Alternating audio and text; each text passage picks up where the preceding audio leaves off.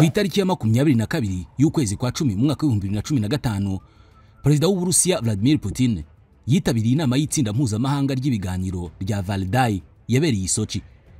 Itsinda ry'ibiganiro rya Valdai ni ihuriro mpuzamahanga riba buri mwaka rigamije guhuza inzobere kugira ngo ziganire ku Burusiya n'uruhare rwabwo mu byemezo bikomeye bifatirwa ku isi. Muri ibyo biganiro, ku nshuro ya mbere Vladimir Putin yagaragaje amwe mu mahame agenderaho mu buzima, ashobora no gusobanura uko yitwara ndetse n'ibyo akora. Yagaragaje impamvu ari umukuru w'igihugu udashobora kwizera ko hari ikintu runaka atakora. Mu 2022, BBC yanditse inkuru itangaza uburyo nta muntu n'umwe ukwiye kwibwira ngo Putin ibi ntiyabikora. Byagaragaye ko adatekereza nka benshi mu bategetsi tuzi. Mu 2014, abantu baribazaga batese Putin yakwigarurira Crimea koko. Birangira bikoze, arayigarurira. Nyuma bati ntabwo yashoza intambara muri Donbass.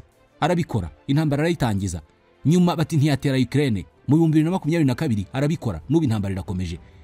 Muri iki kiganiro tugiye kugaruka kuri amwe mu magambo yavugiye muri ibyo biganiro byo mu 2015, amagambo agaragaza ko Vladimir Putin afite imitekerereze itandukanye n'iy'abandi bategetsi b'ibihugu bikomeye ku isi tuzi. Ariko cyane cyane muri iki kiganiro turavuga ku bihe by'ingenzi bikomeye Vladimir Putin yanyuzemo mu buzima bwe kuva ari umwana, byamuhinduye uwo ari we uyu munsi, bimuha amahame agenderaho ndetse bituma ahinduka umurwanyi isi yose itinya. Ubuzima yanyuzemo kuva akiri muto, cyane cyane nyuma gato y'intambara ya kabiri y'isi, nibwo bwavuyemo amagambo yigeze kwivugira ati imihanda yo muri Leningrad yanyigishije ko buri gihe iyo ubona ko kurwana biri bube ngombwa ujye ukora ku buryo aba ari wowe ukubita mbere. Reka tubivugeho. Muri ibyo biganiro byo mu 2015, Vladimir Putin yatangiye agaragaza uburyo Leta Zunze Ubumwe za Amerika zirimo gushaka kuyobya isi yose. Ati Leta Zunze Ubumwe za Amerika ziragerageza kuyobya isi yose. Hashize iminsi mike hatangiye i Burayi igerageza rya mbere ry'uburyo bwo kwirinda ibisasu bya missile bya Amerika. Ibi bisobanuye iki? Bisobanuye ko twari dufite ukuri igihe twamaganaga umwanya abafatanyabikorwa bacu b'Abanyamerika bafite. Bagerageje kutuyobya ndetse n'isi yose iri kumwe natwe. Mbivuze mu buryo bworoshye, baratubeshye. Ikibazo ntabwo ari cyo gukeka ko haba hari ibisasu bya kirimbuzi muri Iran. Ibisasu bitigeze binabaho kandi bitazanabaho. Icyo tubona ni ubushake bwo gusenya ihuriro ry'abafite ububasha bwa gisirikare no guhindura imibanire y'ibihugu ku nyungu z'Abanyamerika kugira ngo bashobore gutegeka isi. Atari ibyo gusa, ahubwo banashobore gutegeka ibyo bashaka ku isi yose. Ibi ni ibintu biteye inkeke cyane kuri bose ndetse no kuri Leta Zunze Ubumwe za Amerika ubwazo. Indi ngingo ikomeye yavuzeho iki gihe ni ibihano Amerika ikunze gufatira abayirwanya. Kuri we, ibihano ni igikoresho cyo guhatira abandi gukora ibyo Amerika ishaka mu buryo butari bwo, kubabaza, gukandamiza n'ibindi. Ati amagambo akoreshwa mu bya gisirikare ubu ngubu arashyirwa mu nzego zose z'ubuzima. Ukuri k'ubukungu bwa none ku isi ni intambara z'ubucuruzi n'ibihano, ari nabyo Amerika ishyize imbere ndetse byabaye ihame. Ibihano bikunze kwifashishwa nk'igikoresho cyo guhatira abandi gukora ibyo Amerika ishaka mu buryo butari bwo. Babikora kugira ngo babangamire uwo bahanganye wese ndetse rimwe na rimwe bakanamukura ku isoko burundu. Ati ngiye kubaha urugero. Hari indwara yo gucibwa amande yamaze gukwira hose ndetse n'ibigo by'i Burayi bicibwa ayo mande na Amerika. Inzitwazo zose zirakoreshwa ngo bahane abagerageje gusuzugura ibihano bya Amerika byashyizweho. Muri uyu mwaka gusa, banki yo mu Bufaransa yaciwe hafi miliyari 9 z'amadolari. Toyota yishyuye miliyari 1 na miliyoni 200 z'amadolari. Naho Commerzbank yo mu Budage yemera gutanga miliyari 1 na miliyoni 700 z'amadolari mu ngengo y'imari ya Amerika n'ibindi byinshi. Ati bishobora kuba atari ikibazo cy'Abarusiya gusa. Atari ko ndifuza kubabaza ikibazo. Ese uku niko umuntu agirana imikoranire nabo bafatanya? Oya, ibi bikorwa ku mugaragaro ku bagaragu. Abagaragu bagize ubutwari bwo gukora ibyo bashaka, bagahanirwa kuba bitwaye mu buryo butashimishije abatware. Imbaraga za gisirikari zizakomeza kuba igikoresho cya politike mpuzamahanga. Bagenzi banjye, dushyire mu gaciro, imbaraga za gisirikari zizakomeza kandi mu gihe kirekire kuba igikoresho cya politike mpuzamahanga. Ushobora guhakana cyangwa se ukabyemera, ariko ni ukuri. Ikibazo kiri ahandi. Ese izi mbaraga zizakoreshwa gusa ari uko izindi nzira zose zanze? Urugero, iyo ari ngombwa guhangana n'ibyago nk'iterabwoba kandi bigakorwa hakurikijwe amategeko mpuzamahanga yemejwe, cyangwa se abantu bazajya berekana imbaraga igihe cyose bibaye ngombwa gusa kugira ngo bibutse isi yose ko ari bo bategeka isi, batitaye ku kuba gukoresha izo mbaraga byaba bifite ishingiro cyangwa se byaba bifite ingaruka, kandi aho gukemura ibibazo ahubwo byanabyongera.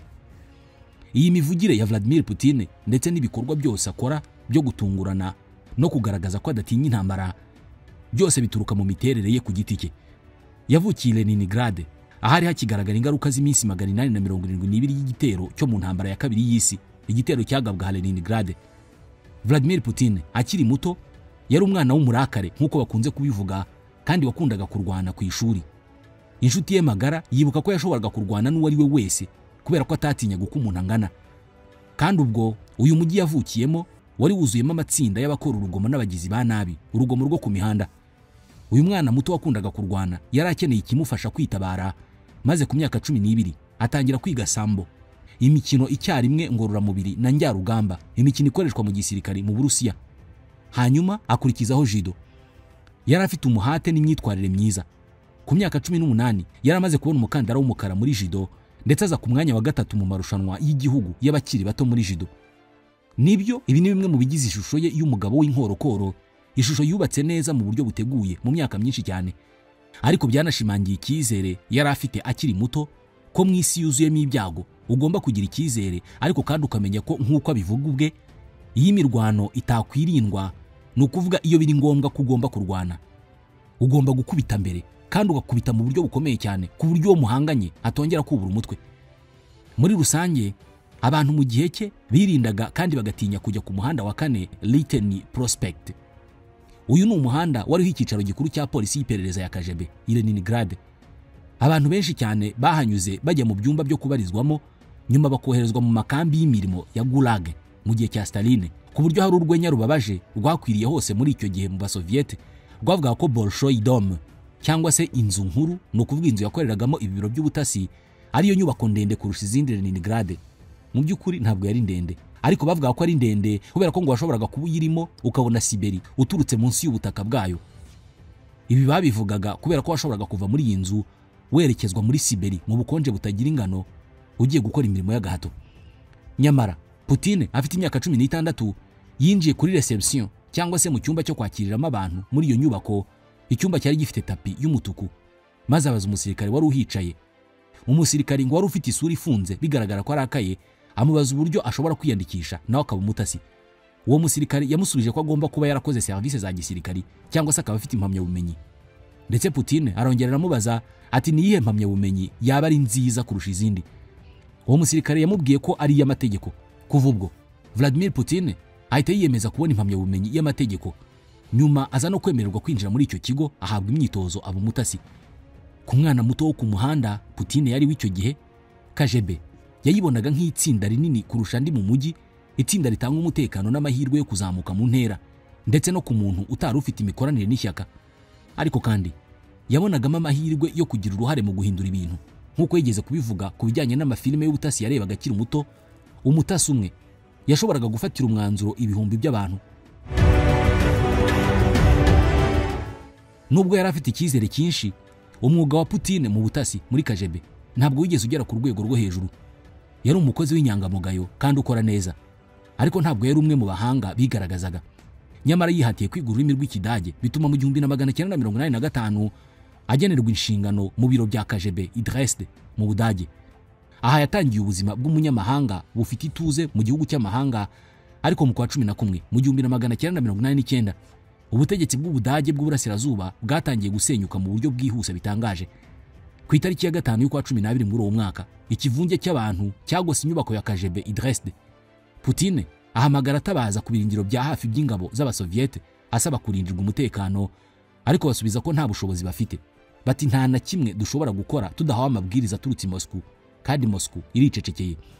Putin yahise amenyera aho ngaho kwisenyuka ritunguranye ry'Abasoviete ririmo kubaho, maze afata icyemezo cyo kutazigera yongera gukora ikosa yabonaga ko ryakozwe n'umuyobozi w'Abasoviete Mikhail Gorbachev, ariyo ryo kudasubiza vuba kandi mu buryo bukomeye iyo uhanganye n'umwanzi.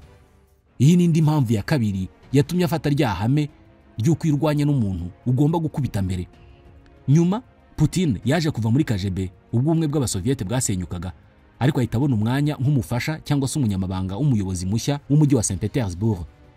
Ubukungu bwari bwaraguye cyane icyo gihe, maze Putin ashingwa gutegura amasezerano agamije gufasha abaturage b'uwo mujyi kubona ibyo kurya.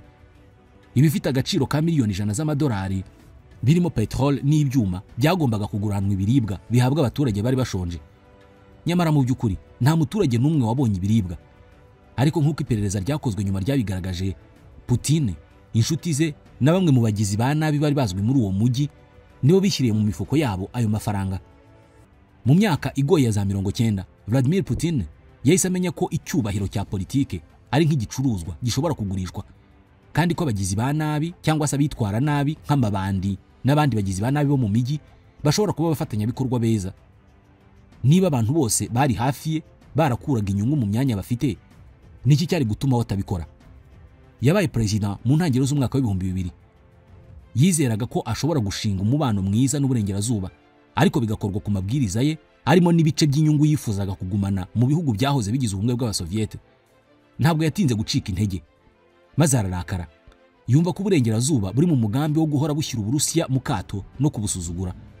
Igihe perezida wa Georgia Mikhail Saakashvili yiyemezaga ko igihugu cye kigiye kwinjira muri OTAN, Putin yararakaye cyane, maze igitero cya Georgia cyo kongera gufata akarere kiyomoye kuri Georgia kitwa Ossetia y'Amajyepfo kari gashyigikiwe n'Uburusiya kiba urwitwazo rwo kugaba igitero cyo guhana. Mu minsi 5 gusa, ingabo z'Uburusiya zari zimaze gutsinsura burundu ingabo za Georgia, kandi zasunikiye Saakashvili gusinya amasezerano y'amahoro mu buryo busebetse cyane. Uburengerazuba bwararakaye cyane, ariko mu gihe kitarenze umwaka, perezida wa Leta Zunze Ubumwe za Amerika Barack Obama yatanze igitekerezo cyo kongera kubaka umubano n'Uburusiya, ndetse Moscow inahabwa uburenganzira bwo kwakira igikombe cy'isi cyo mu 2018 cy'umupira w'amaguru. Kuri Putin bigaragara ko imbaraga arizo zishingirwaho nk'ukuri, kandi ko uburengerazuba bworoshye kandi bujegajega umuntu yabubabaza. Igihe COVID-19 yibasiraga isi, Putin yisanze mu bwigunge budasanzwe. Buri wese washakaga guhura nawe yabanzaga gushyirwa mu kato k'iminsi 15 arinzwe cyane, hanyuma yajya kuhura nawe akanyura mu muryango muremure wuzuyemo imirasire ya ultraviolet yica udukoko ndetse n'umwotsi wo kwica bakteri, akabona guhura nawe. Muri icyo gihe umubare w'inshuti n'abajyanama bashoboraga guhura na Putin waragabanutse bikomeye, hasigara gusa itsinda rito. Kubera ko yumvaga ibitekerezo bike bitandukanye kandi atakibona neza igihugu cye, Putin asa n'uwize ko ibyo yibwiraga byose ari ukuri, kandi ko urukundo ruke afitiye uburengerazuba rufite ishingiro. Aha ni naho havuye igitekerezo cyo gutangiza intambara muri Ukraine.